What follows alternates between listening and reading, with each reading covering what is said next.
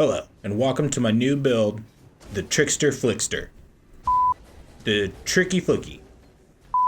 The Trick and Flick. Fuck it, just the Firecracker.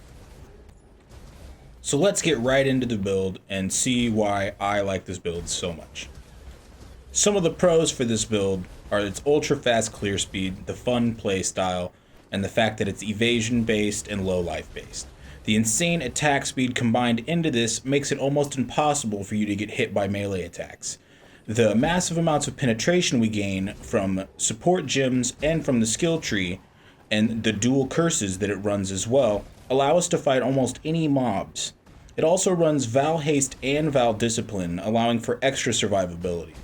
The biggest thing though is the no mana cost. This is huge. This allows us to go any amount of attack speed and never have to worry about the mana that goes with it, or having to run it on blood magic. This build has no problem running the no regen and extra damage mods. Honestly, you rarely ever get hit by any attacks, and the only thing you really need to worry about are hard bosses that have specific moves that do large amounts of physical damage and can stun you. Now on to some of the cons of the build. Just like any low life build, it has issues running anything that can stun you. So when you get caught in a pack and you get stun locked, it can almost always kill you unless you can escape using flasks or simply just logging out. It's also somewhat expensive. With the Chavrons, Heretic Veil Mask, any of these items are somewhat expensive and probably not so easy to get at the start. But the only one you need is the Chavrons. And even with that, you could likely switch over to Chaos Inoculation and just run with a normal Energy Shield chest instead of running low life. Other things are that maps with Curse Immune and Blood Magic aren't runnable unless you specifically get a 6th link and are able to use Life Leech so that you can Life Leech without Warlord's Mark. Some of the high tier bosses can also be troublesome, but can be doable with a little bit of patience. The biggest thing that I've had issues with is Adziri and Argus are both immune to Ignite, which means that you'll have to have a separate weapon swap to be able to swap into using Cyclone, but since it is a movement skill, it is free as well, so that helps out a lot. Another thing that this build has trouble with is it's not something you start out at the beginning of the game. You have to get your items and you have to get everything set up, so it's much easier to level with another build using maybe Storm Call or Flame Totems or really whatever your poison is. And now for the items and links. The weapon you're running is Oros. You want to try to find one with a high DPS. They're pretty cheap, so this shouldn't be very hard at all. The links I use are Flicker Strike, Life Leech, Fire Penetration, Weapon Elemental Damage, Multi-Strike, and Melee Splash.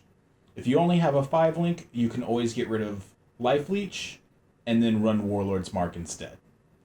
The gloves I use are Surge Binders, and on this you'll specifically need to find a high roll elemental damage. You can also just use a regular energy shield gloves for higher energy shield, but the ability to steal charges and then the higher elemental damage helps out a lot. On the chest piece is a Chavrons. This is pretty straightforward for any low life build. I only use it for Leap Slam, faster attacks, and then Flame Golem. The other 3 are just leveling up gems. The boots, I use Gang's Momentum for a higher chance to ignite and a good movement speed, plus the 15% increased damage against ignited enemies is pretty big. On the boots, I have Val Discipline, Blood Magic, Grace, and Anger. I switch between Grace and Anger depending on whether I need more damage or if I need more survivability. The Blood Magic allows it to get us to low life.